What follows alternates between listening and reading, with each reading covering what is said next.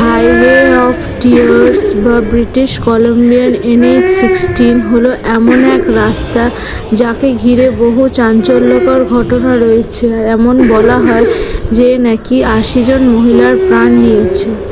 এই রাস্তায় মহিলারা যদি লিফট চায় তখন তারা ইদার কফিনে করে ফিরে আসে আর অথবা কোনোদিন ফিরেই আসে না।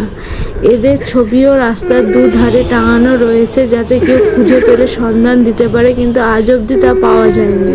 আর রাত্রিবেলা যখন ট্রাক ড্রাইভাররা সেসব রাস্তা দিয়ে ট্রাক চালিয়ে যায় তখন তারা দেখতে পায় কিছু মহিলারা তাদের থেকে লিফট চাইছে, আর গাড়ি থামালেই তারা অদৃশ্য হয়ে যায়। এই মহিলাদের মুখগুলো সেই বোর্ডে টাঙানো মহিলাদের সাথে অবিকল মিলে যায়। তো আপনাদের কি মনে হয় এটা কোনো সিরিয়াল কিলিং? যদিও এটার কোনো সলিড প্রুফ পাওয়া যায়নি, তো কি মনে হয় প্যারানর্মাল অ্যাক্টিভিটি নাকি কোনো সিরিয়াল কিলিং? কমেন্ট করে অবশ্যই জানাবেন। আর ভিডিওটা ভালো লাগলে অবশ্যই লাইক, সাবস্ক্রাইব, শেয়ার করতে একদম ভুলবেন না।